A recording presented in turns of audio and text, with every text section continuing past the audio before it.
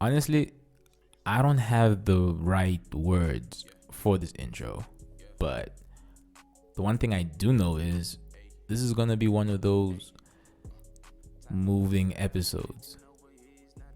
Because on today's show, I sat down with my good friend Sima.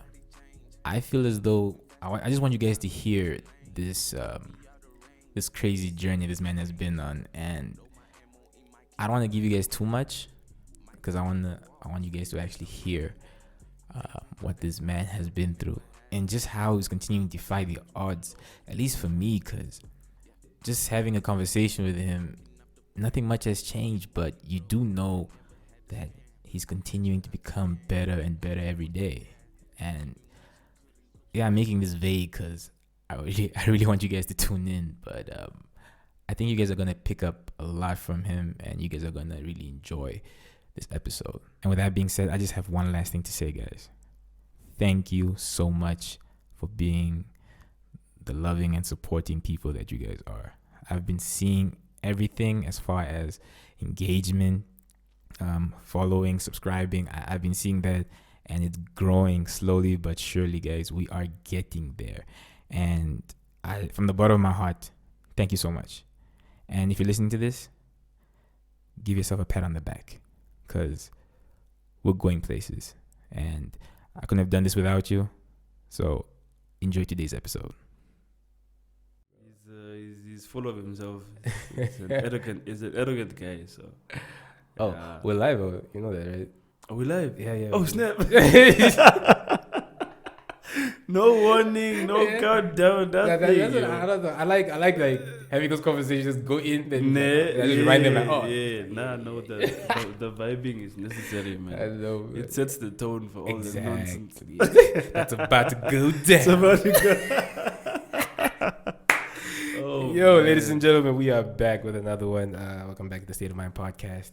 And today I have a special guest, and he goes by the name of Sima. And one of the few reasons I actually decided to have him on today is it's just like a really inspirational story, or rather, really just a great story, and just how you actually, dude.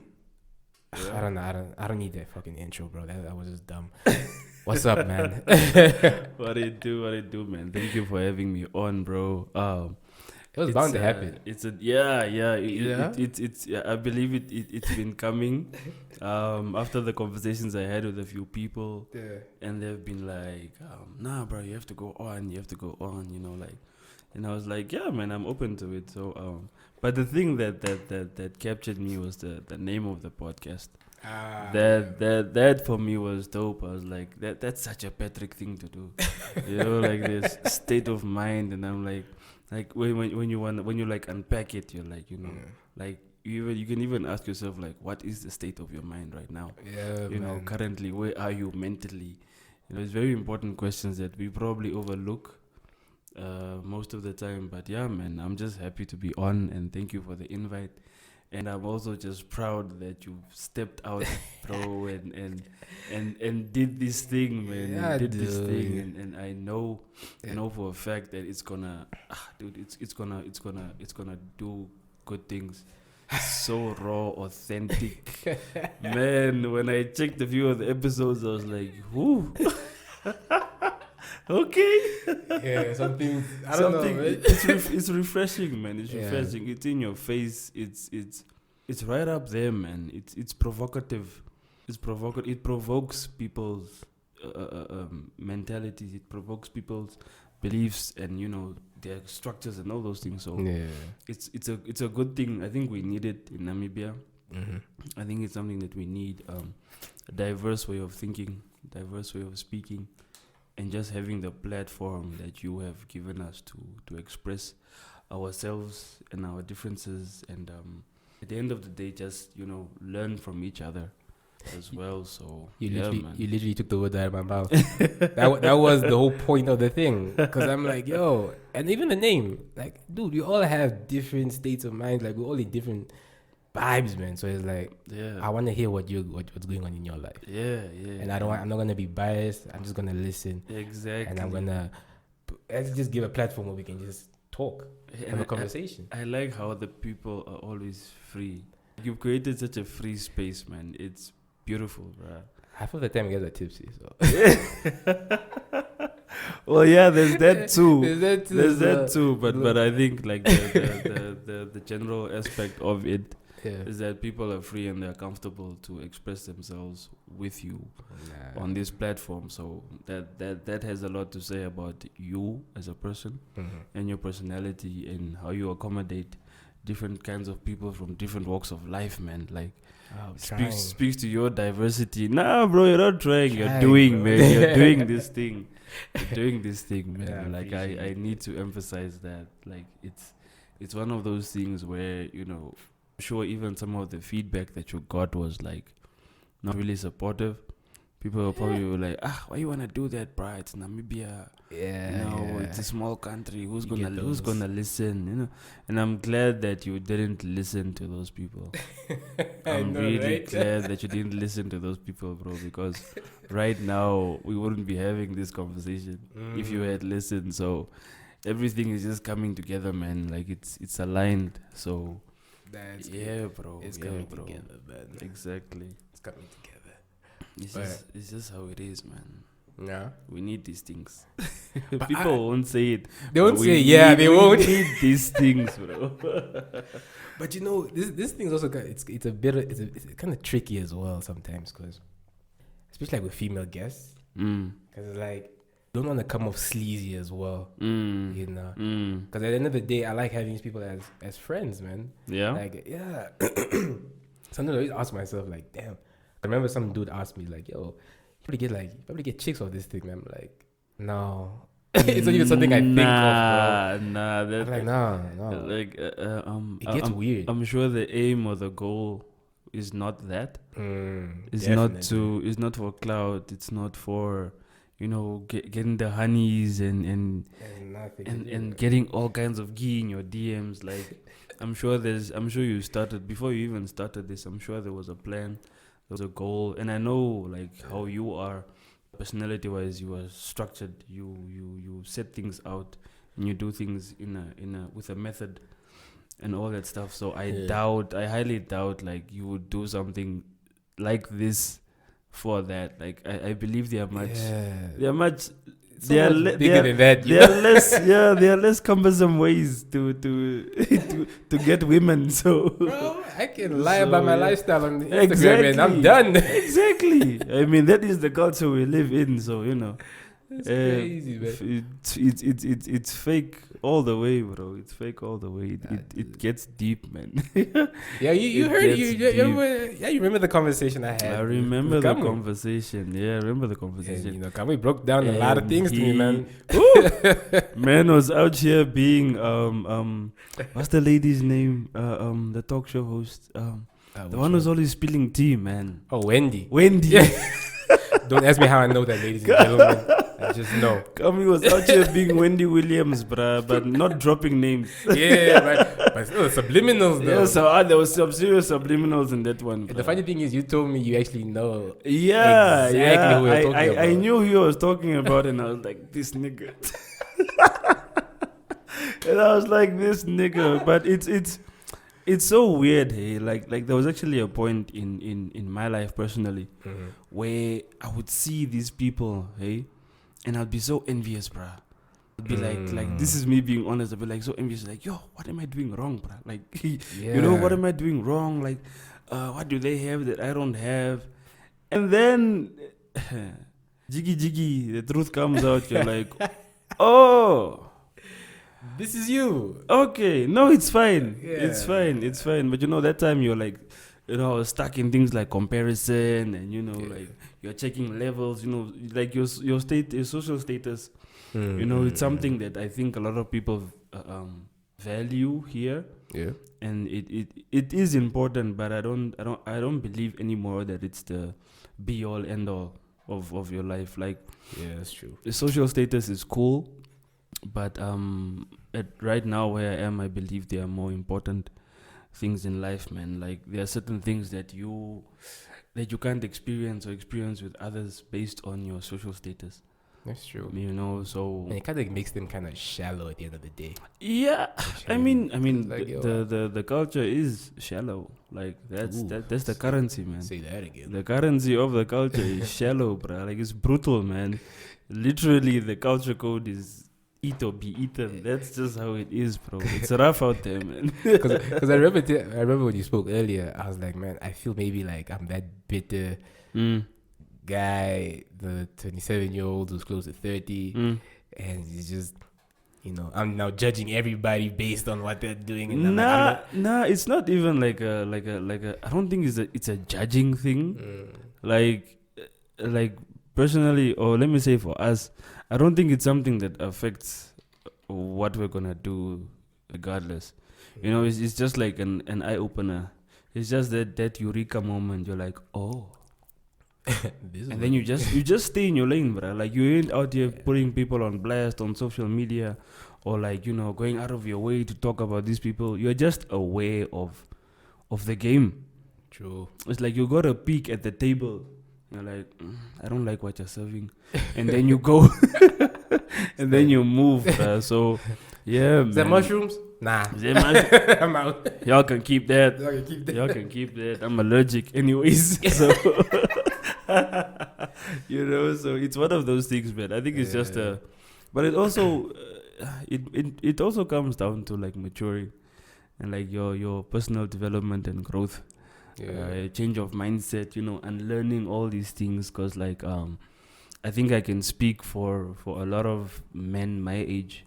We grew up with a sense that your value as a man is based on, you know, what you have and who you are, and, you know, all of these monetary, material based things. And like I can even say, like, I've never been in a setting where I meet a new person and don't ask me what I do. That's the number one question. That's the first question you're asked. What do you do? Yeah, because that's really what's going to determine. Yeah, so they determine. I'm going to respect you or not. Yes, how much respect I'm going to give you. On what level yeah. am I going to engage you on? etc. So like as time goes on, you start to figure out these things, and then then you start seeking. You start gravitating towards people who number one, they care about who you are as a person. Like, they want to know who you are as a person. Like, who is Patrick? What does he like? You know, what are his values? What are his structures, his foundational, his moral beliefs, ethics, all of these things, you know. You start to gravitate towards those things which are more valuable in the long run.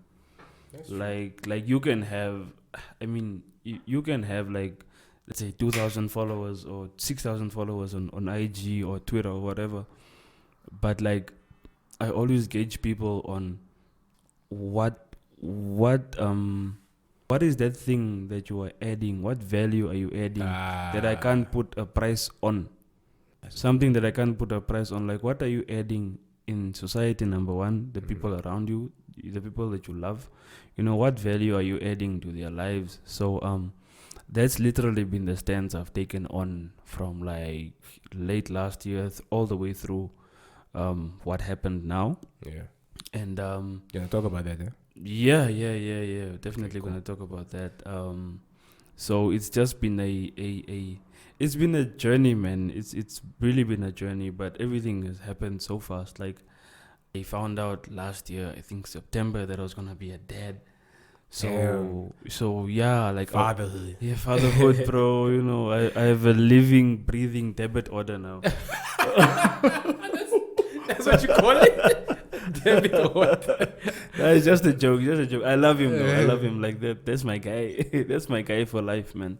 But yeah, so that I was so looking forward to that, and you know, like, and then the situation happened where I got laid up in hospital, bruh, and like, you know, everything just changed so fast, man. Like, you know, 1 month you can actually see everything that's happening, and then end up at the hospital, and the doctors are telling you all kinds of things, and you also don't understand what's going on.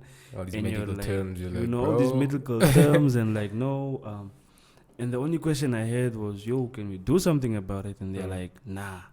Like, medically, there's nothing we can do to like restore your sight and whatnot. Yeah. So I think for me after that's when I just started slowly making peace with it. Like, I'm not even gonna try and be like strong or, you know, Nick is a man, but you know, that thing. I'm not gonna try and do that. Like you're being a man already, just like it was scary, bro. Like it was scary. It was painful. Ooh. And just, you know, just being in that hospital bed, like during the day, it was okay because there were people around and whatnot. Like the nurses would always come check up on you and the doctors, you know. But at night, bro, when it's like quiet and it's just you in that room, oh my guy, It must be hey tripping, my man. guy, So- the tears I cried. Oh, The damn. tears were cried. I cried, bruh. Yeah. I cried, man. But I feel like it had to be done. I had to like release all of those emotions so that I can just start healing slowly. Yeah. You No, know. that's actually therapeutic. Yeah. Crying. I don't know where I heard it from, but You feel better when you're done. yeah, because apparently you're releasing certain certain hormones. hormones that actually weigh you down, that kind of make you feel. Yes, you release all of that negative energy that's like, That's true. yeah, all your burdens, man. So, dude, I went through all my emotions, man. I went through the most. So, ladies and gentlemen, just to give you guys a little context, my boy lost his sight, right? And this is something I didn't even know about till like 2 weeks ago. Yeah. Literally 2 weeks ago, and it just threw me off, man. Threw me off. And I called you today, man.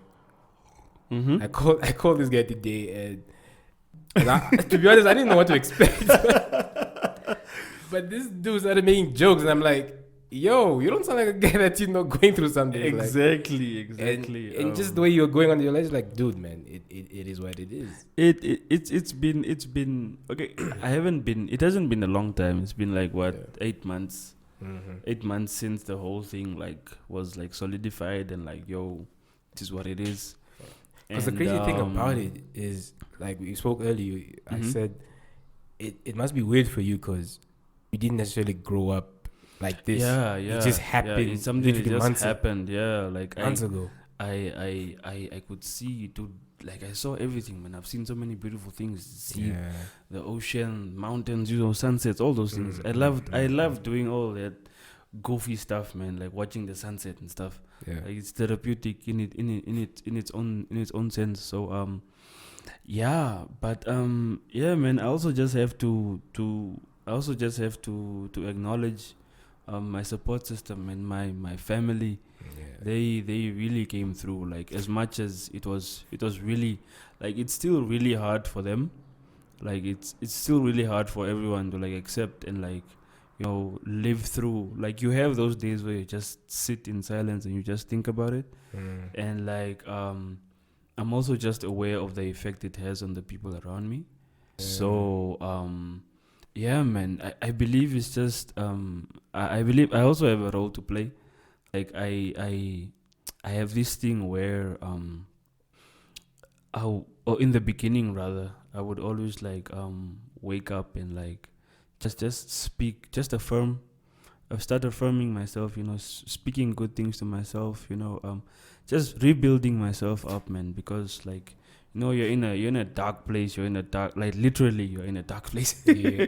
And then like, see what I mean? mentally, The fact that you can laugh about this, it's really refreshing, man. like yeah. mentally, you're in a dark space. Yeah. Emotionally, you know, psychologically, all these things, and you're like thinking about where your life was going. Like, you know, it wasn't great, but you know, I was headed towards something like, you know, graduation and.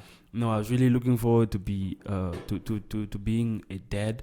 Yeah. Like I'm still excited. I'm overjoyed to be a father. Like even in this circumstance, but the way I apply being a dad now is very different from the usual or what my plan was. So I just had to come up with creative ways, man, to be a present and active dad and. To be a present and active and intentional, you know, friend and all of these things, man. Just to make it easier for the ones I love around me to also just be able, you know, like a friend of mine actually told me like, dude, you don't understand how people are actually feeding off of your energy. And I'm like, that's cool. That's fine. That's the goal. Yeah, that's the aim. You know, like if things, if being around me makes you feel better, I'm happy. Because in a sense, we are basically exchanging energies right there. Yeah. You know, we're exchanging vibes, good vibes. You know, so like especially when it comes to my son, because I don't see him on a regular basis, or as much as I would love to. So I started doing this thing where every month on the 17th, he was born on the 17th, so I record voice memos for him. Yeah, that's dope, man. Yeah, that's really dope. Yeah. That's really dope, man. Yeah, like that's cool. That's awesome. I record voice memos for him, and I just talk to him, and like you know, I've told him about everything that happened, and you know, I've literally just already told him in advance the man I used to be. Like I told him everything, bro. Like, you know, confession in church. Yeah. And the pastor, letting it out there. I just told him like, yo, I know you're gonna have a certain image of your dad as you grow up, but I wasn't always like this. You know, your dad was that guy. You know, that guy. You know, legend in these streets, bro. Like, and if you need a story, I'm gonna come tell you a few. One specific story. You know, so all of these things, like, they're in there, man. And I've just made it a point to be transparent with everyone in my life. Everyone, bro. Because like I told you earlier, people will come out and say, you know, he probably deserved it, you know, the kind of guy that he was, you know, he hurt so many people and yada, yada, yada, all that stuff. And I understand that, you know, and I actually, I understand it in such a way that, yes, actions do have consequences. Yeah. So if my actions back then have led to this consequence, then so be it, man. Like I accept it, I fully accept it, but it doesn't mean that I have to stay that person. You know, we progress and we grow in different ways, and we mature through different things. So different life experiences, you know, it could be life changing, it could be life threatening, it could whatever the case may be, man. Like we all go through that metamorphosis. You know, caterpillar into the butterfly, yada. All those kinds of things. So I accept it, man. I'm very sure there are some people who, when they heard, they're like, trech. You know? But you know, these people are the most, and you know what, let me go out on a limb and say this. The people that usually do that are the people who preach Christ. Yeah. Like, the biggest phonies I know are the people that tell me I'm going to hell or all these things, and I'm thinking to myself, but you're such a piece of shit. How can you tell me that? You know? No, people have adopted the sense of deputy Jesus here on earth, bro. Yeah. Like they've that's a good one. They've taken on the role of Jesus Christ, and they're like, you know, it's misconceptions in the body of Christ. Like, that's why me, for the longest time, I wouldn't go near church with a 10-foot stick, bro. I wouldn't even, you know, we even used to make a joke. He just did. we used to make a joke with the homies. Say that if one of us ever walks into church, we'll probably just we'll just catch fire, bro. Spontaneously. Just flame on, bro. It's like, bro, when is the last time you were here? Some Fantastic Four shanties, bro. Just flame on. For real though. So but like for me right now, the space I'm in, especially spiritually, like there's also this misconception going around that apparently I only gave my life to Christ after I lost my sight. And I was like, okay, cool, you can believe that, but God and I know when this happened and why it happened. People always assume that. And to be honest, I also used to assume those things. I still do about certain people, at least. Yeah. They're like, oh no, you ran to church to escape your past. No, bruh. No. I will tell you what I did before you even ask me about it. I will tell you about it because honestly, like, people have this thing where they use your past to hold it over your head. so that you fall back into that shame and guilt and whatnot. But like, I personally believe that I'm becoming a different person. I'm becoming a new person, and it's not in a arrogant way or like a self-righteous way. Like, I've gone through things, I'm going through something. Like, this is real life right now. This is real life for me. So I can say that through this, all as uncomfortable as it is and can be sometimes, I honestly believe I'm becoming a better person. Like, you've been like a cool dude. Yeah, I've been a cool dude, but yeah, like, there was always room for improvement. And like, like, there are certain years of my life where I got stuck in like really toxic cycles and destructive cycles, and just just hurting yourself on purpose and hurting other people. But you know what that makes you? Human. Exactly, bro. Yeah, I get it. I understand that. That's why I'm able to even talk about it so freely, because I understand that, dude, we're all human beings. Like, we were not born to be perfect. For anyone who's perfect, like, I really envy you.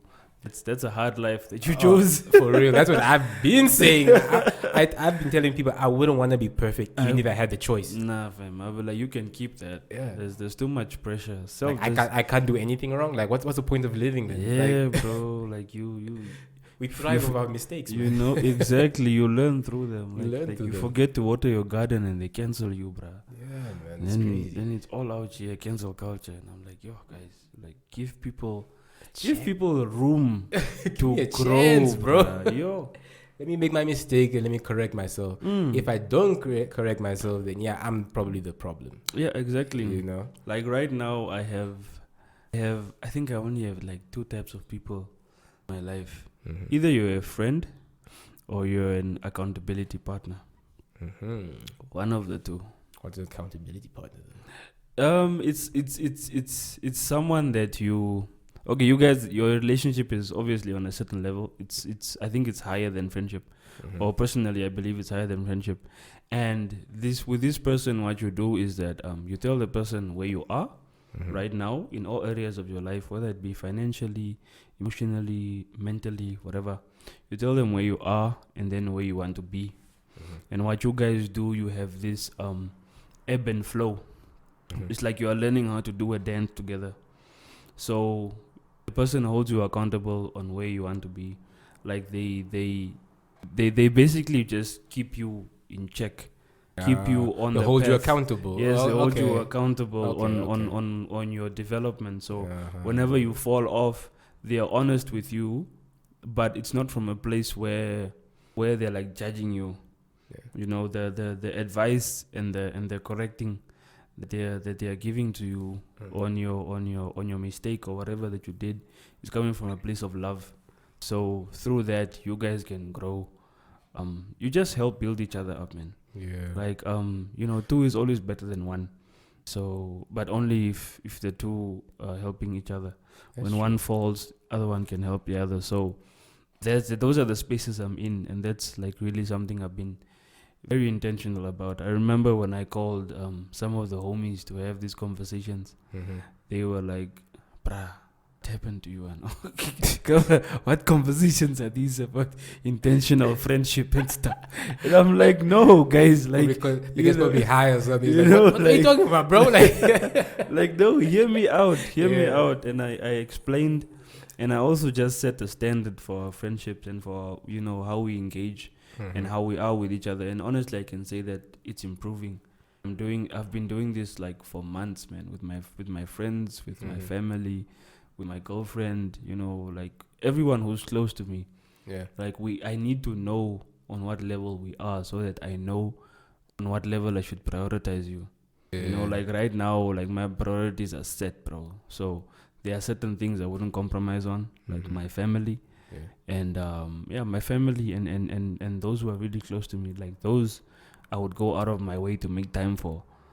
But then there are those people who are just like they check on you from a distance, Okay. Like I call them status friends. You know what status friends are? Oh. Yeah, when you post It's in something, the name. yeah, It's in the name. when you post something on your status, Yeah. then they reply to it. Yeah, so those ones I'm just like, Status okay, friends. nah, you are this side. Yeah. Yeah, so that's how we're doing it these days, man. Do you But think yeah. they'll interpret it as, oh, this guy doesn't like me anymore?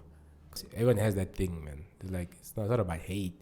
It's just I know where you stand in my life, so it's like let me do me and you just do you. It's fine. It depends how the person looks at it, and also how I expressed it to them, because I mean I had these conversations with everyone, or I'm having them with everyone. So if I present this, if I put this to you, like this is what I want our friendship to be, this is where I want us to grow or to work towards as friends, and you don't respond, I leave it alone.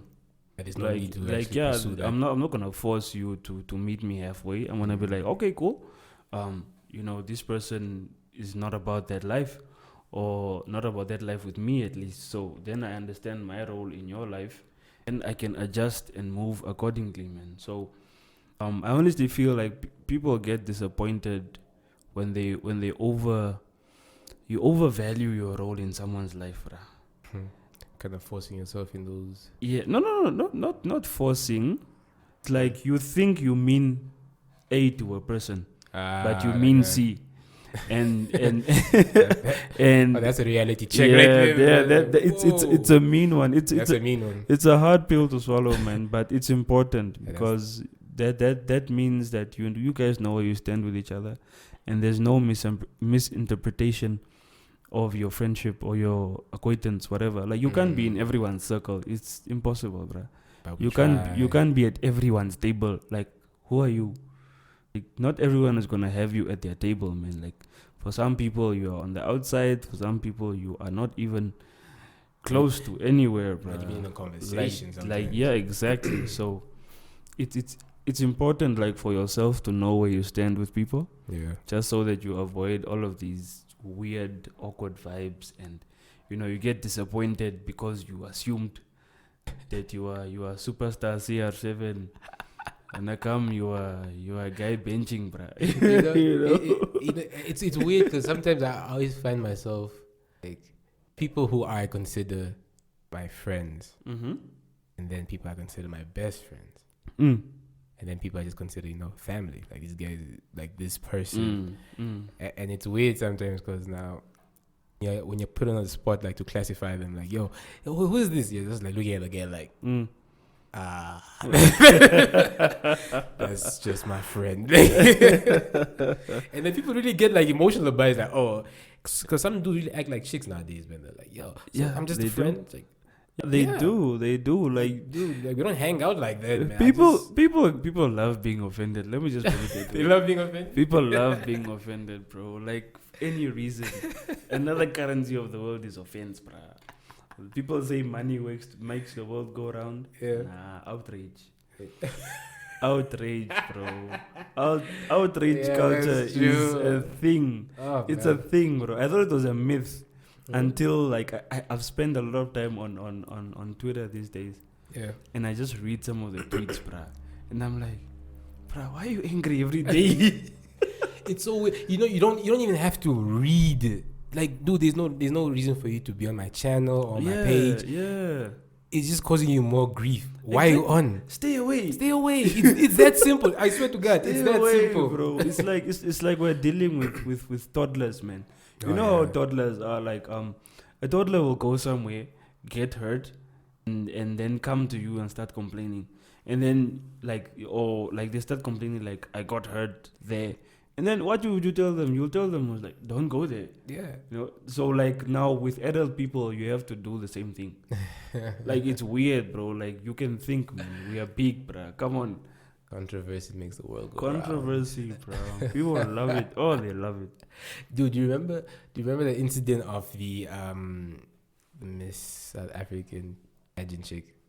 The one who tweeted some racist shandies like 16 years ago. Dude, she was like, I think she was like 15 or something. Yeah. And the funny thing is, okay, to be fair, she did tweet some racist shit. But I only remember seeing like two or three. One or two or three tweets was talking about nigger, and the other one was like, what? Dude is so black. Yeah, had to make the background white. Yeah.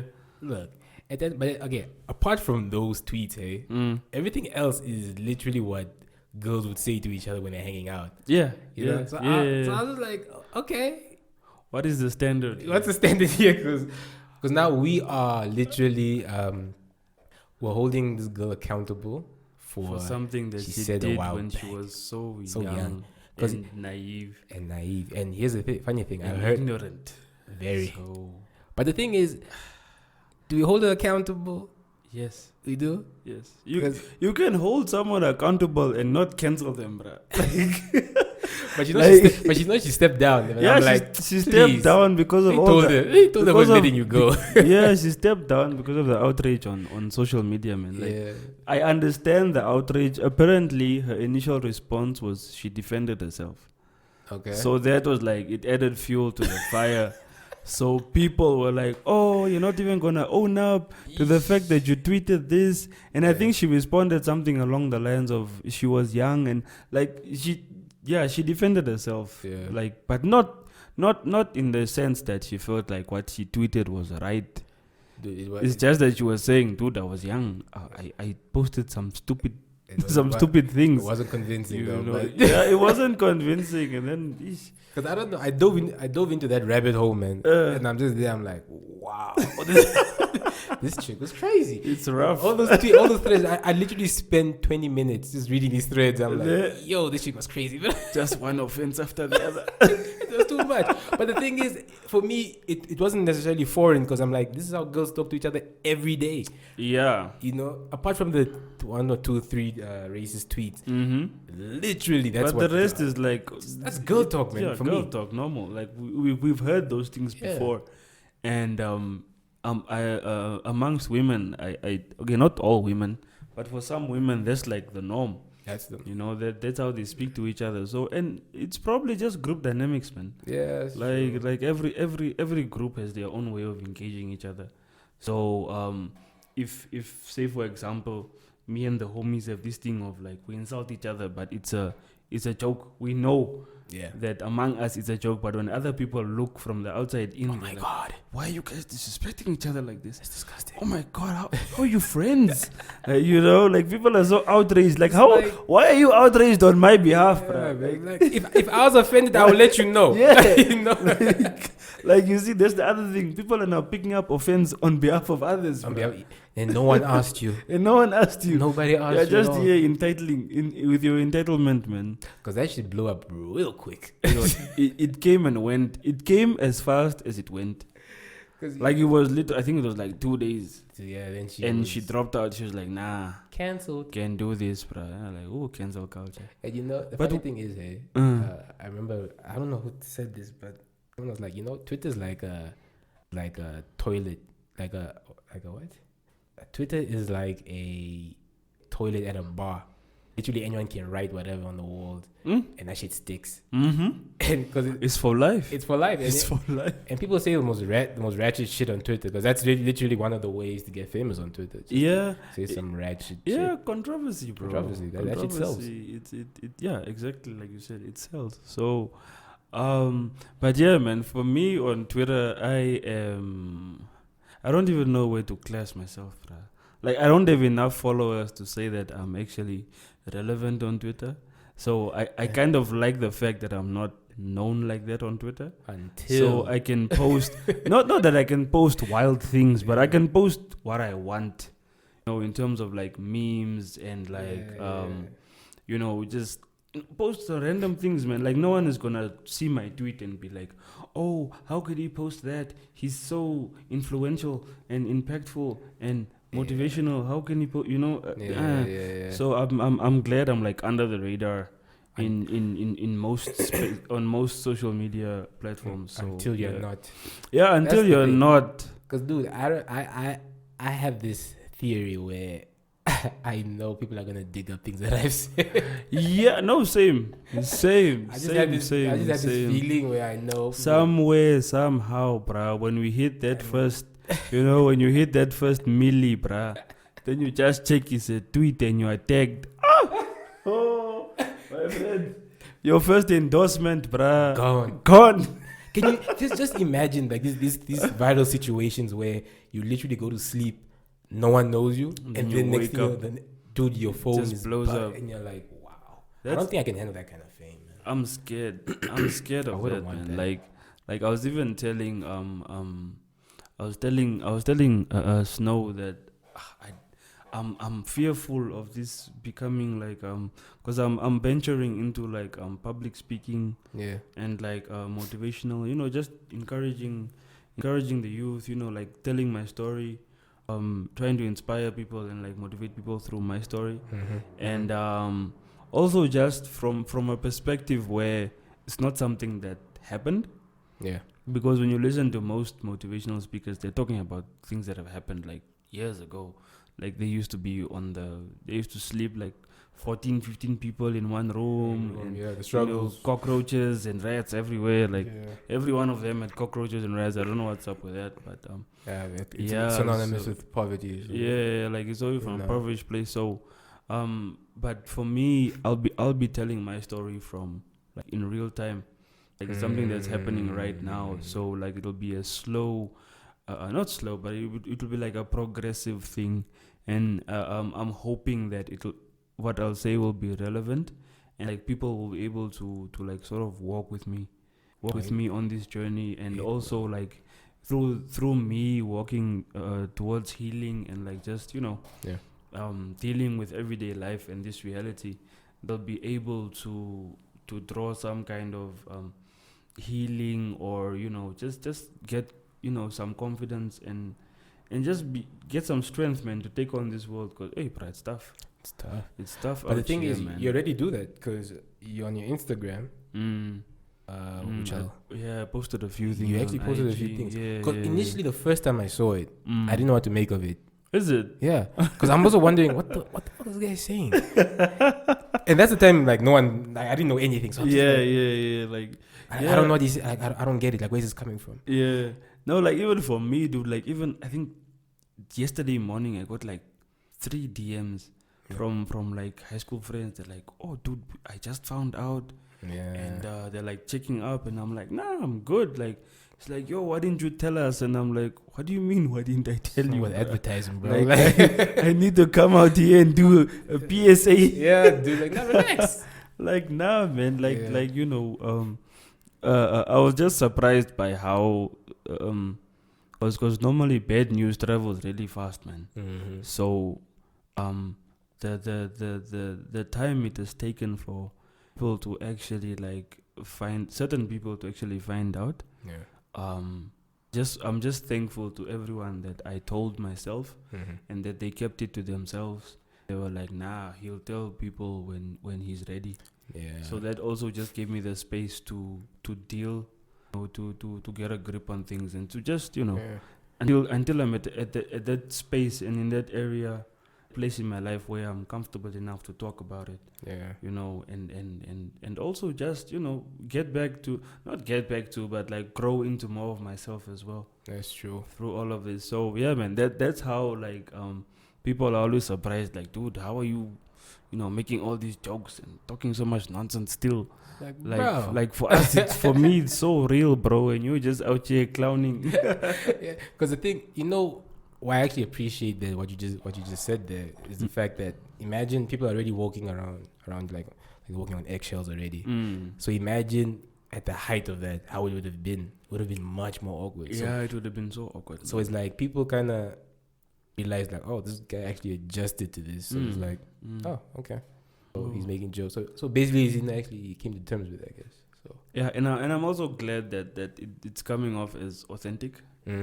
Some people will be like, oh no, like a psychologist will probably tell me, no, it's your coping mechanism, and I'm like, it probably is, yes, but it's a good coping mechanism. Yeah, but it's a positive thing though. Yeah, it's a good coping mechanism. If I was out here drinking and doing all kinds of playing the victim, and just pitying myself, and you know, out here looking for people to feel sorry for me, I'd be like, nah.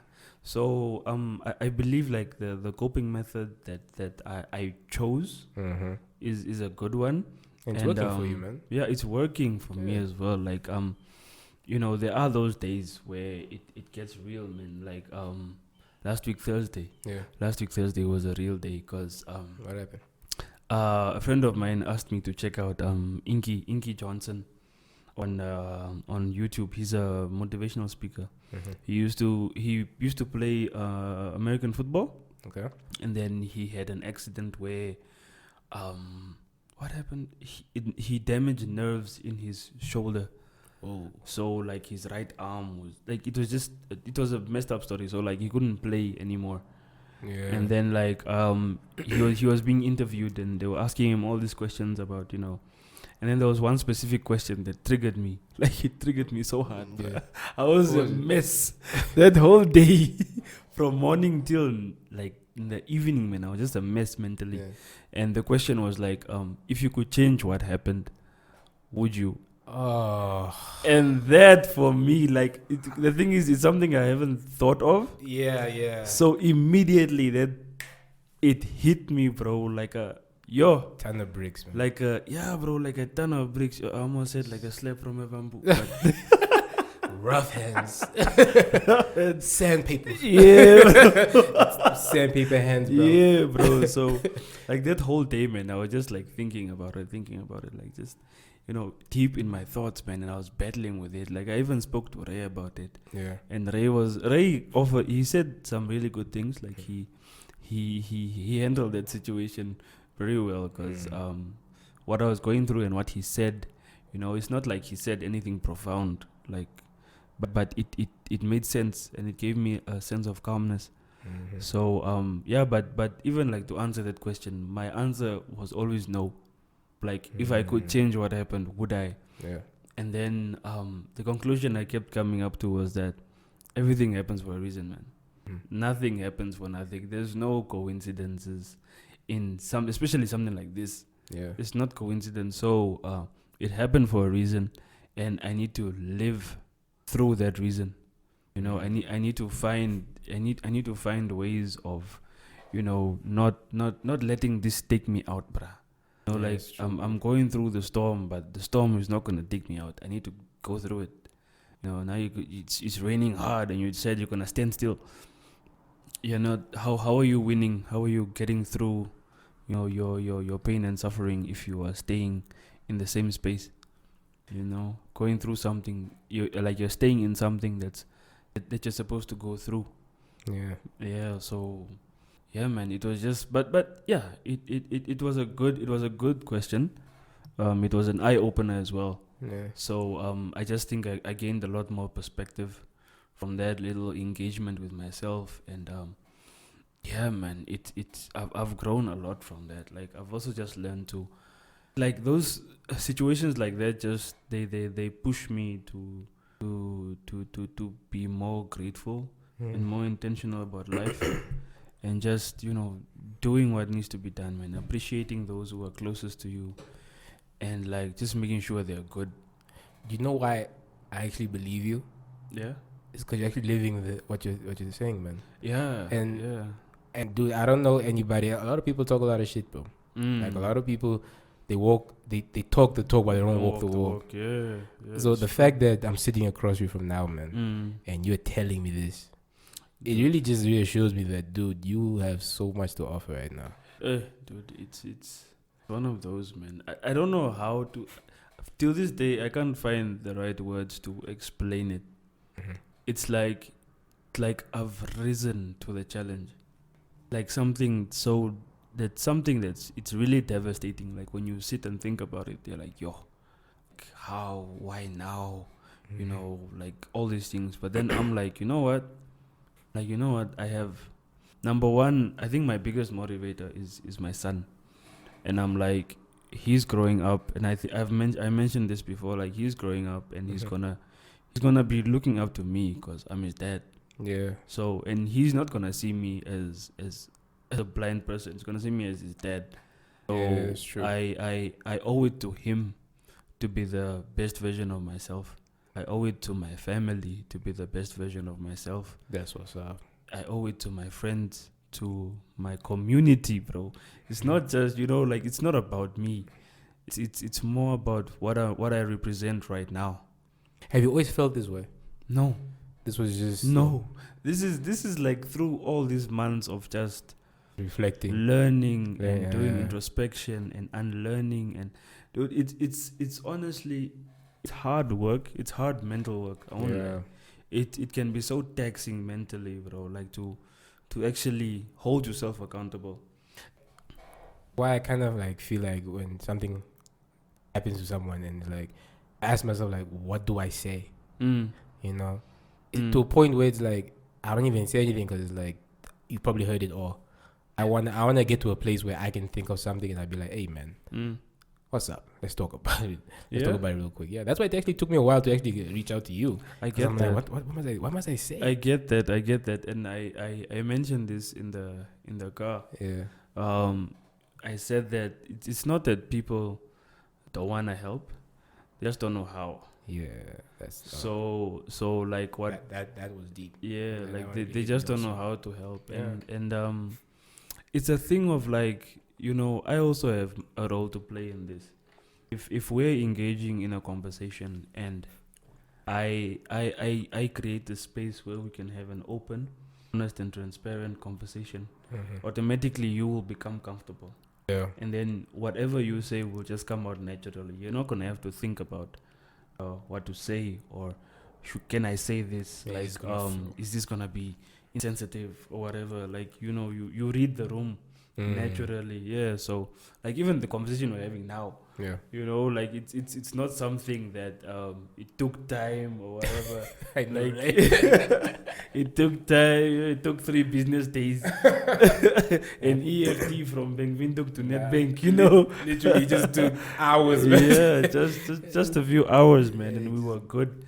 So yeah, and also like outside of it being traumatic for me, it's traumatic for everyone else. Yeah. Like I said, it's not just about me. Although I do consider myself all the time, like I do have to take myself into consideration. But there is a responsibility on my shoulders. Yeah. Right now, I'm still here, bro. Like I'm still here. Like in like worst case scenario, we're not even supposed to be having this conversation right now. Yeah. Right? So when I think of it like that, I'm like, yo, like we're still here, we're in a pandemic. People have lost their lives, people have lost loved ones, people have lost their jobs. It's a tough time, man, and it's only getting crazier by the day, man. Yeah, it just gets worse every day, and honestly I believe this is the time where we as people, we really need to stand up and use our voices, use our platforms to just build each other up, man. Like those who are so lost in the culture, and they only know that way of doing things, like dog eat dog, eat or be eaten. Yeah. Like let them do that. It's fine. And then we'll start our own thing on this side, man. We'll do the opposite of what they're doing. Okay. So that's the end goal, man. Like that's my goal, brother. And I'm making sure to surround myself with people who can either relate to the vision or they understand it. I respect that, man. Yeah, no, it's important. I respect that. It's important. I mean, we need to be the building blocks for this generational wealth thing, bro. Like, Do you know how many people talk about that? Generational wealth. Dude. Because the thing is, everyone has this notion that, being rich is rich. But I'm like, nah, bro.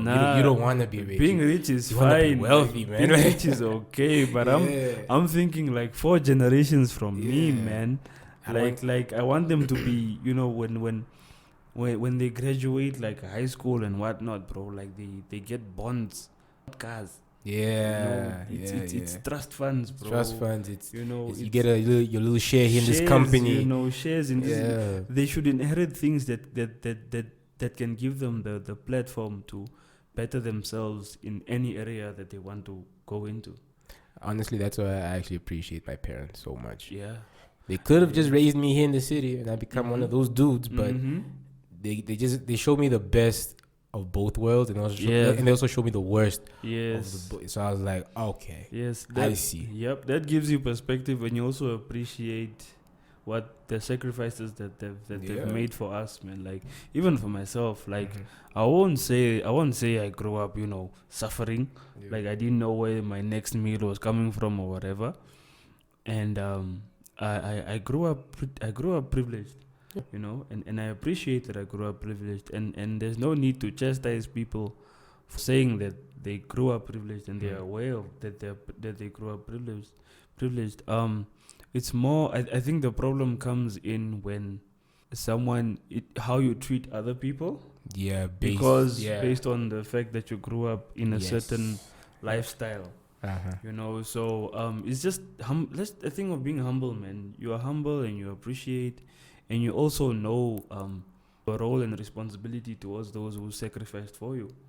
So where you can return, where you can not return, but there's no amount of sacrifice we can make to repay our parents and say thank you, but not at all. The little that you can do can go a long way. So also just need to understand that, because I'm understanding this whole I think it was it last year or 2 years ago, there was a black tax was trending.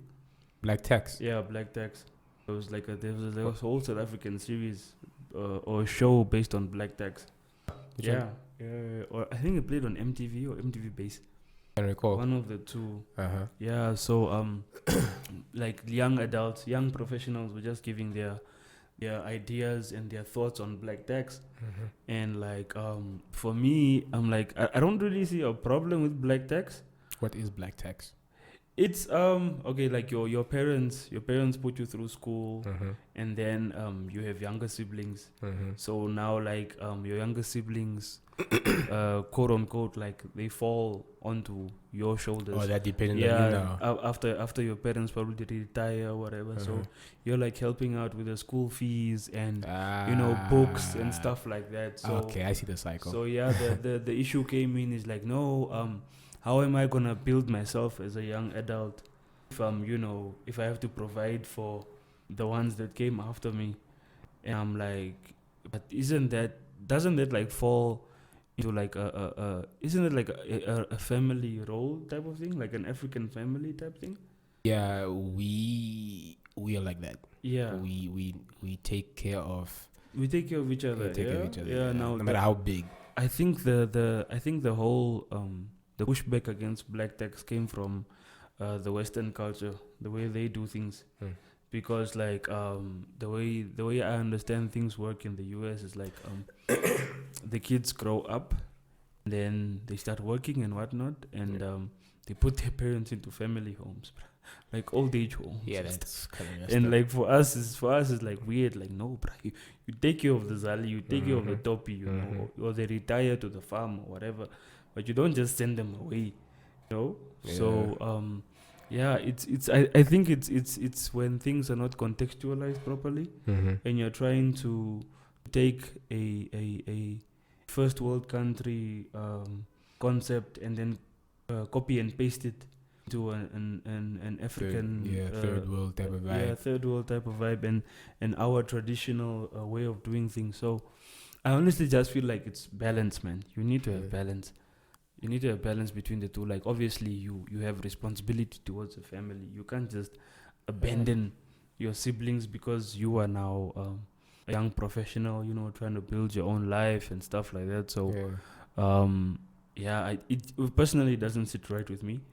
It doesn't make sense, dude, for me. So, but I'm sure there are people who feel otherwise, and that's okay. Yeah, do you? But I just don't. I can't picture myself putting my parents in the old age home. Bro, it's weird. It's just weird. Like, how do you just like I understand the burden old people have, like, as they get old they become frail and they need all this kinds of attention. But it's like, for me, if I'm regardless if I'm doing if I'm doing good, I don't need to be doing better. If I'm doing good, like, bro, I would fucking take care of them. I'll find someone to help me. Yeah, exactly. Like, finding some. I honestly think, especially for old people love being around family. Like, from my My experiences, at least. Yeah, some. Like Some are yeah, terrible, some just hate everyone. Some bruh. just hate the world. I don't know. Like I'm tired of this. Like get out of my face, you know. Damn. You know that came type. to my house. What the You know. So like in my experience, the grandparents really love seeing the family. So for me to like put an elder in an old age home and then to be sending them money, bruh, like nah, But it you know, doesn't sit right. There's that Ubuntu type thing that we've also adapted from South Africa. So, but yeah, I mean the world is changing. You know, people are becoming more and more educated. look, I'm not trying to judge people who are really going through some shit and can't handle the responsibility. Look, we all have decisions to make. If that decision is gonna make you progress, fine. But at what cost? at what cost? You don't know. You know, but you also have to factor that in and accept it. Yeah, that's true. So yeah, That's true. it's one of them things, man. It's one of them things. So tell me, dude, this condition that you have, what do they know what it's called? I think I asked you this already. Yeah, it's retina detachment. Retina detachment. Yeah, that's what they diagnosed it at, and they explained all kinds of the medical things, bruh. So You said on our way here, you're like, it's what happened to you was kind of like unheard of. yeah, as it's far it's as very rare. Yeah. It's very rare that it happens so quickly as well. Yeah. So that's what like really puzzled them, the doctors. Like imagine, dude, like 4 specialists are sitting in the room and they're all like, yeah, dude, like 4 specialists and they're all just quiet. And I'm just like on the other side, like, hey, bro, Talk to me, what's going on? You know, so yeah, but that's when I realized, like, okay, it must be something real because just the way they were, you know, even the way the things they were saying, they were trying to like whisper, but I could hear them and they were like, yo, like, I've never seen anything like this before. And I'm like, oh my gosh. Yeah, man. But what causes that? Like, did Did they give you any kind of scenarios? Nah, not really. It's a whole bunch of ifs and maybes and factors and whatnot. So it's not like written in stone. It's not like written in stone. So they're like, because it's very rare, you know, research wise, there's not much we can work on and whatnot. That's why they even said like medically, there's nothing they can do. Like surgery wise and transplant wise, like laser surgery things, like now we there's nothing here. So like I said in the car, man, like we've just like planted our foot in the sand and I've told God, like, dude, it's in your hands, man. Like everything is in your hands. Like everything from that point moving forward, it's all in your hands. Like whatever your will is, I accept it. That will not stop me from living the life that you've called me to live. You know, so through that I also find my strength, and you know, like slowly but surely, you know, like things are falling into place. The picture is becoming clearer in terms of like the vision, because vision is like things that you see with your eyes closed, you know, not open. Nice. Yeah, vision is things that you see with your eyes Oh, you're closed. taking that one. Yeah. Like, nope, this is for me. Yeah. So I'm just looking at it from that aspect as well, man. Just bro, like just one day at a time, man. Nah, it's refreshing, One day at a time. One day at a time. There's no rush. I don't put any. Okay, there are those days where I put pressure on myself, and I'm like, yo, like. Should be, you know, here in life and I should be doing this. You know, I had those plans, like, no, by this age I should be doing what. Yeah. You know, by this age I should have what. By, you know, this age, marriage, what, you know, all these things. So I've literally had to grieve all of that, bruh. Like that's how I describe my process. I've actually even posted something about it. I've just been in a process of grieving most of this year.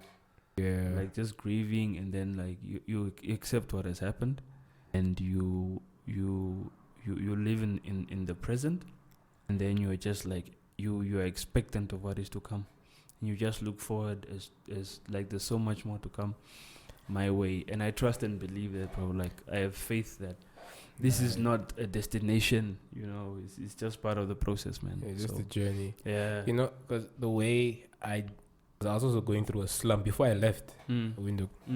I was going through this slump. Sleeping patterns were off. It was all around bad, man. And no one really knows. But it's like, I had to remind myself, like, because I guess it was that thing of, I'm getting older.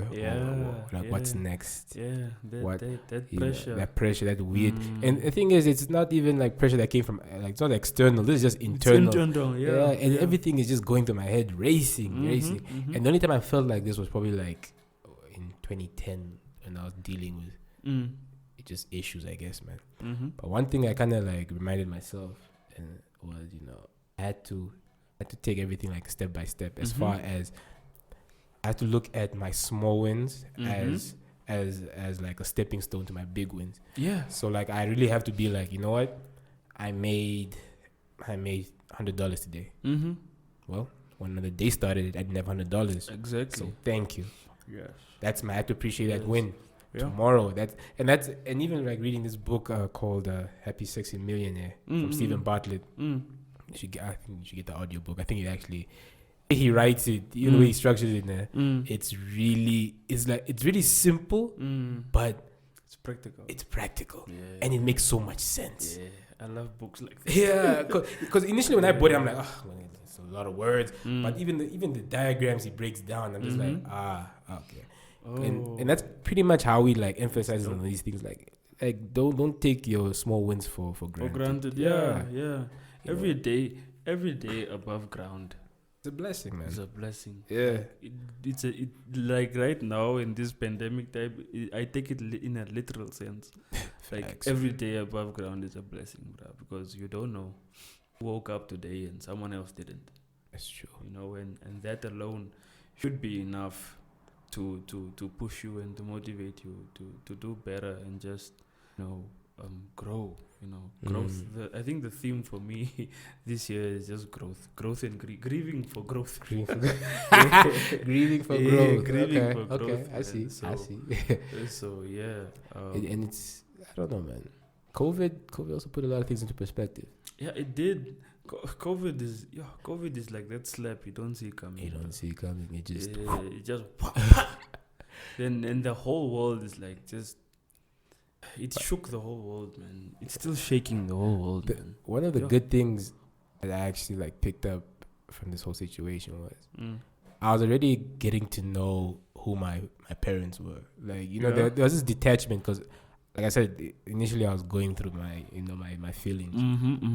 So when I actually let go of all those things and I started like to talk to my parents again, you know, it just, you like really get a perspective because my mom broke it down as far as how she got started, especially here. Lady was like, yo, I had $300 in my account and 2 kids. I didn't know what the fuck I was gonna do, and I just quit my job because she was being screwed over. And you know, my dad, and my dad that time, and this is the story she was telling me now, and I'm just like, whoa, like what? So all those times I was running around butt naked talking shit. You're wondering where I'm going to get my nappies from for this kid. Exactly, bro. Yeah, exactly. And I remember these things vividly because I'll also see like reading in the car and all these things. But then I think my dad saved up like I think like 30 G's, and he was like, you know what you're gonna do? Or what's the plan? Nah. She's like, I'm gonna start a clinic. And long story short, that clinic put how many people in school, through school? Yeah. Primary, secondary, uni, varsity. Yeah. And I'm just shocked because now I'm looking at her. I'm like, wow. How did you?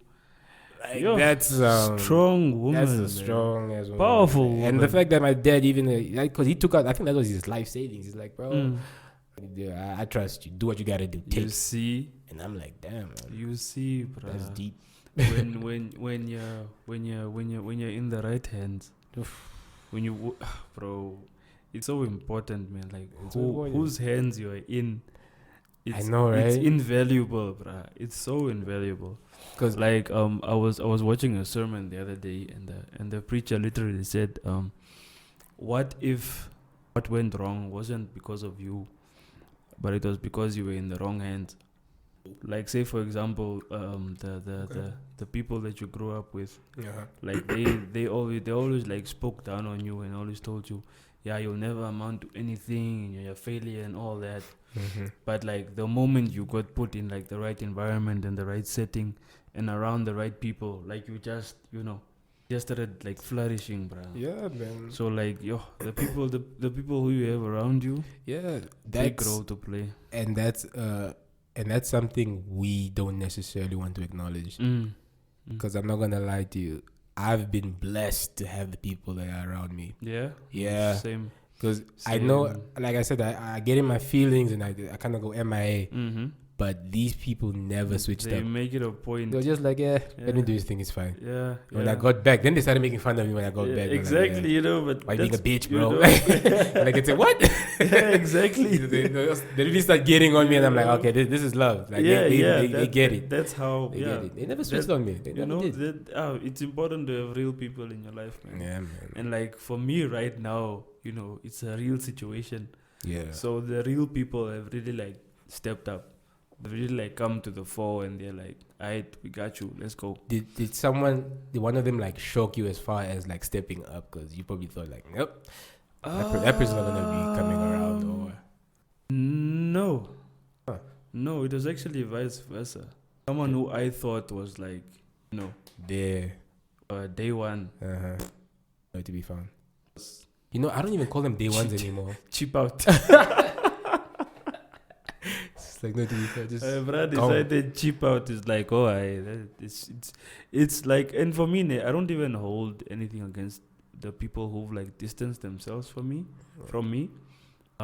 For whatever reason, either it's because of like they don't have the access that they used to have, or they just because I'm not as mobile as I used. I'm not as free. Freedom of movement is been cut in. Like, it's a quarter now. So like, the freedom of movement I had, and like always being available most of the time to certain people, like that's also now thrown out of the window. To like, but what am I gonna do? And then it's also a thing of like, now I have to make sure the person is comfortable, and so for them it's like when they probably think about chilling with me, they're like, hey, it's gonna be such a chore. And I don't even hold anything against anyone who thinks that like that. It's cool.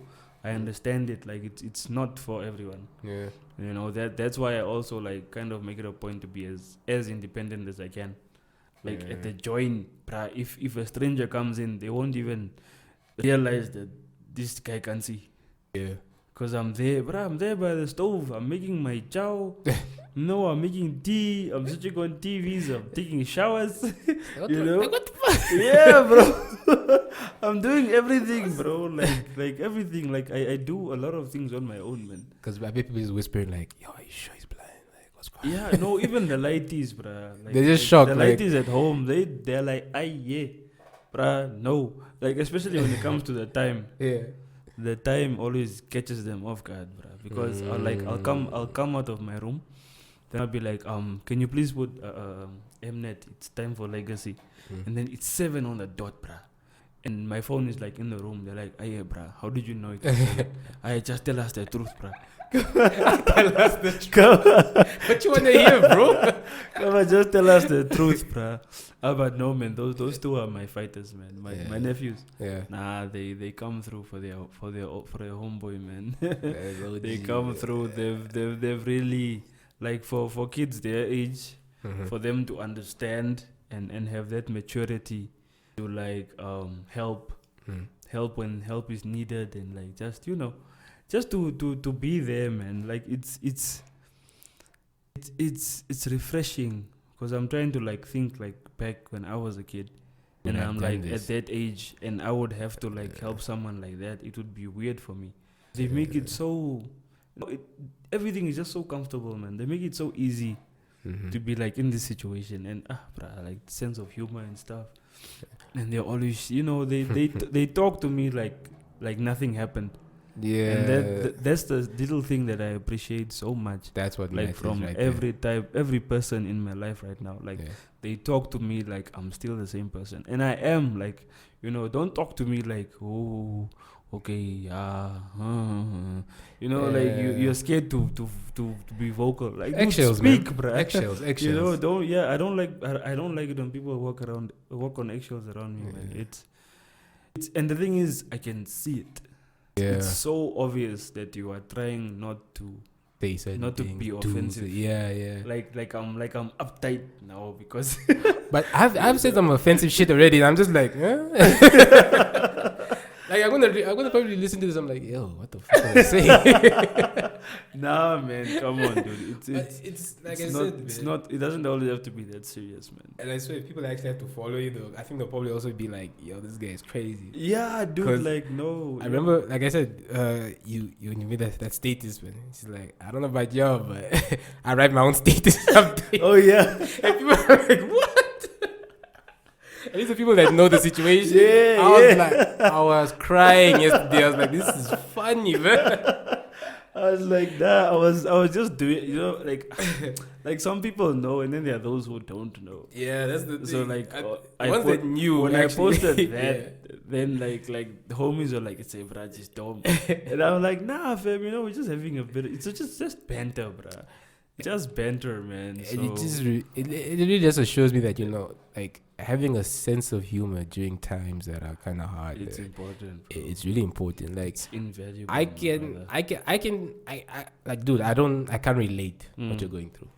I can understand it. Though. Yes, it's one thing. Yeah, that's all I need. I can understand it. I'm good. And just the fact that you like, you know what, it's all good. It is what it is. Mm-hmm. At the same time, you're still using humor. Like, I don't know, man. It's different, man. And it's so. It's therapy, bro. It's therapy, bro. And I look at you because I'm like, fuck. this dude hasn't changed necessarily. Nah. If I have changed, it's all good changes. Yeah. It's all good changes. Like there are many different sides to me now. Like there's my spiritual side, which you will see a lot of on WhatsApp. And other platforms also. Like I don't like separate. I don't like that thing of having like two lives. Like there's Sima and then there's Sima who goes to church. Yeah. Like it's one. Just make it one, bro. Yeah. Like what you see is what you get. Like I'm saved, but I'll cuss you out if you come at me incorrect, bro. You know, like all that jumps out of the window and you get the real dude. Yeah, exactly. like that's still there. You know, that's still there. Like if anyone touches my kid, bro, like it's on. You know, like so. Those are the few things. Like people think now, no, he's saved so we can provoke him. Nah, fam. Nah, bro. I'll tell you a Test nonsense. me. I'll tell you a nonsense and go pray.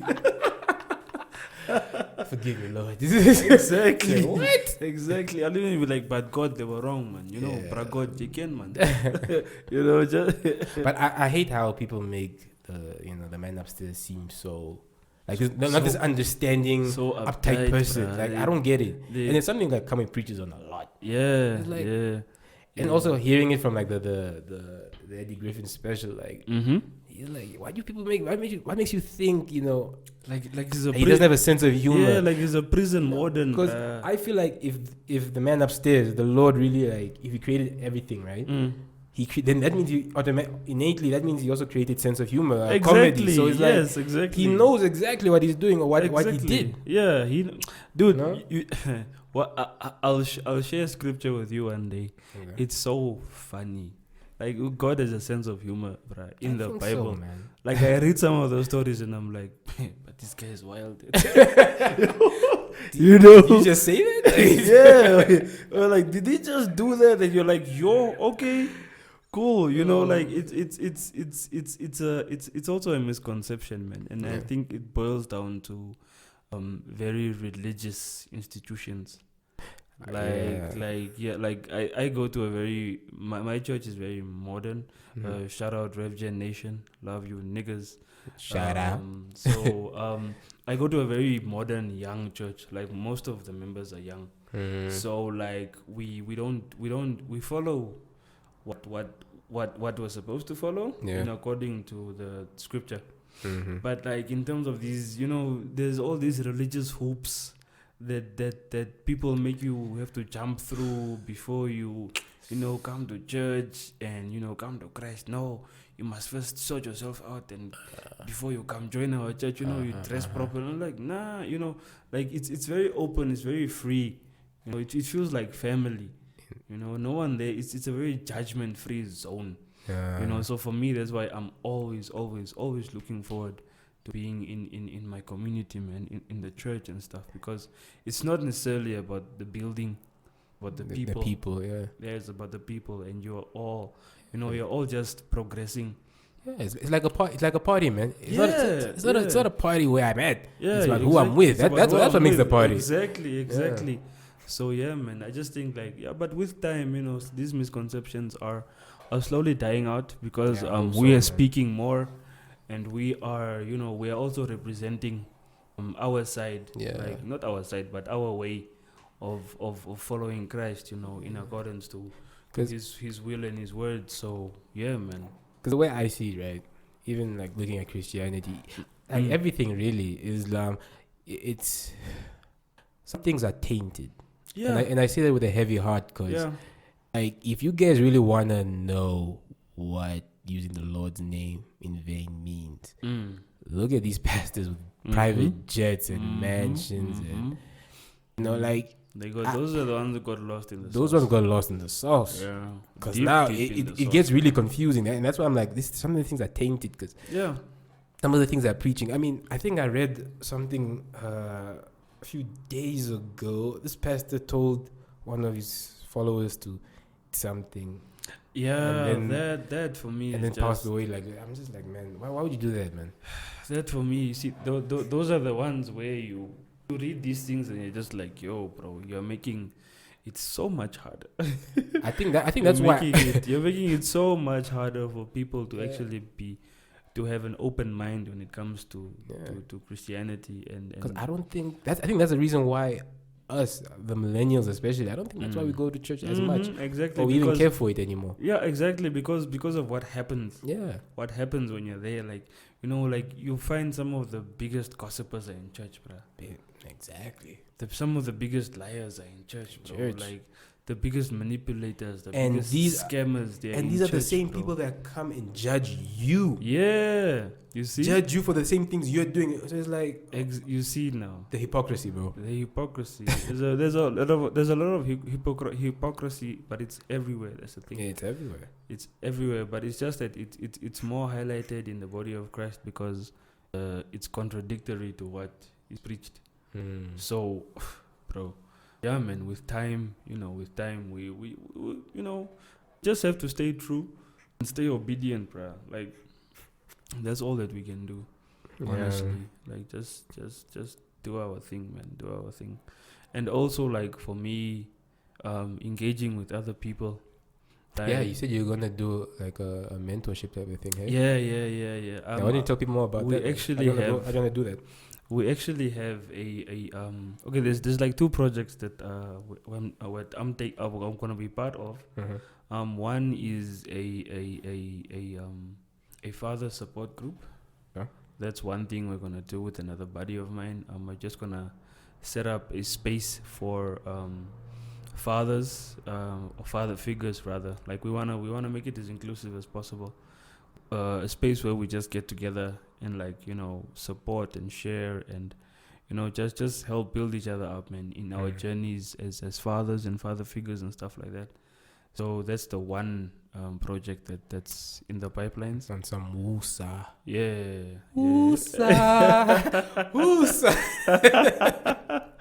If need be, bro. If need be.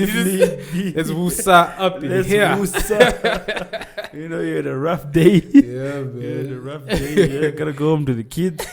But like it's just also to create a space where we as fathers need to be aware and intentional, and also just present in our roles and responsibility. Like, it's not just a title. You need to understand what your role is, and what your impact is on the young ones around you. And just for them to have, someone look up to in terms of a father figure and a father. And I feel like I'm not gonna generalize, but a lot of homes missing that aspect. Yeah, the father figure, where the father is absent, so or true. the father is and then you find that the mom has to now play both roles, and then some values and some things are lost in translation, because it's not something that there are just certain things that men can do, as in as much as being present in a child's life. Yeah. And then especially I think for boys and girls, for kids, your father is the first reference you have to who you are. What a man should be. Yeah, what a man should be. Like in the case of a boy now, and in a girl, your father is the first reference of the kind of man you would see yourself with one day, or that you would look for, even in terms of friends and relationship wise. Yeah. So you find that in environments where the father is absent, there's an identity issue in both boys and girls. There's they struggle to identify either themselves or find reference for future endeavors and future relationships. So I think that's one thing that a lot of fathers don't get. They don't understand the impact that they have on the young ones, man. So we're just trying to educate that, and try and speak to everyone and try and reach out to everyone, just to change mindsets and change sometimes it's cultural norms, sometimes it's just all kinds of things, man. So that's the aim of that space. Nice. And then from my side, personally, like I said it earlier, from my side is just to add value to people's lives through my story. That's it. That's the main goal. No flexing, no fronting, no extra nothing. No extra nothing. Just me. That's what's up. Just me in that sense. But we're gonna have to pause. I need to pee. I know we're actually done, man. Hey, I need to pee. But now, now it's right there. It's right there. It's right there. Yeah. So we needed a bathroom break. Yeah, we needed that. But yo, man, this was refreshing, bro. This was nice. I'm still looking for the right word. I know, yeah. I'm still looking for the right word. Stumbling on the words. This was dope. I really enjoyed this. Thank you for having me on once again, bro. Just to talk to you, from the heart. Yeah. We spoke about issues of the heart today, and it was refreshing, man. The vulnerability was there, the openness, the transparency, the honesty. So and it was authentic. We were out here just being ourselves, man. So that's the point, man. That's the goal. I appreciate that a lot. Thank you for creating the space. Creating the space for me to come through and be comfortable and just talk my nonsense and speak truth at the same time. It's very rare that I'm telling you, bro. Spaces like this do not exist. Even in our spheres of influence, in our friend groups, it's not a common thing. It's not a norm. So you should definitely push for this to become. This should become the new normal. I'm trying to. We're trying, bro. We're gonna see how far we get. Yeah, exactly, man. But definitely we're gonna push these things. Yeah. You are not alone, bro. I'm gonna help you push this shandy, bro. We just have to build each other up, man. That's love, bro. Yeah, but then again, man, always love. The fact that you wanted to come through and even share the story, just come talk about it, and you just, you didn't really dive into it like that. Yeah. But you said enough for people to actually understand that you are living proof that, man, shit gets real. It's not easy, but I'm living proof that I'm doing this shit the right way and how I want to go about it. Yeah, it's the I want to quote Mr. Mike Jr. say that it's the pain of being you produces the purpose of being you. Ooh. So yeah, through that pain, through that adversity, bro, that's where your true self comes out. So you know when you get through tough times, that's where your character is built. That's where toughness, perseverance, bro. So smooth seas never made a tough sailor. Exactly, bro. So these things are needed in life, man. Like they basically form who you are. You know, some storms are louder than others. Yeah. No, but to each his own. You know? That's true. To each his own. Carry your cross, man. That's all I can say. We all have a cross to carry. Just carry yours, man. And yeah. you'll be fine. Like it'll take time. It'll be hard. It'll be painful. It'll be like you're being constantly pruned.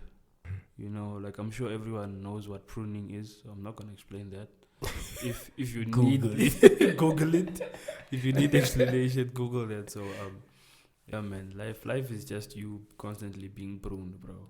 Yeah. So we just need to keep pushing, man. Like create more of these spaces. Yeah. So that we can just come together, man, and do what needs to be done. Lay the foundations for healthy social interactions. Yes. And things like that. Like just like constructive things. You know, things that build you up, things that are beneficial for your mental health, your physical health, your emotional health, all of these things. Like it's important. So yeah, man, let's love more, man. I don't know why love gets such a bad rap. It's the clowns that use it. That's the problem. Yeah, exactly. It's the clowns that use it, and it's like, Yeah, but we need to love each other. Just detach. We need to love each other. That's very true, man. Yeah, that's how we get through these things. Sima. Yeah. My man. Thank you so much, bro. Thank you for having me, my brother. Thank you so fucking much. Peace out, y'all. And with that being said, ladies and gentlemen, peace.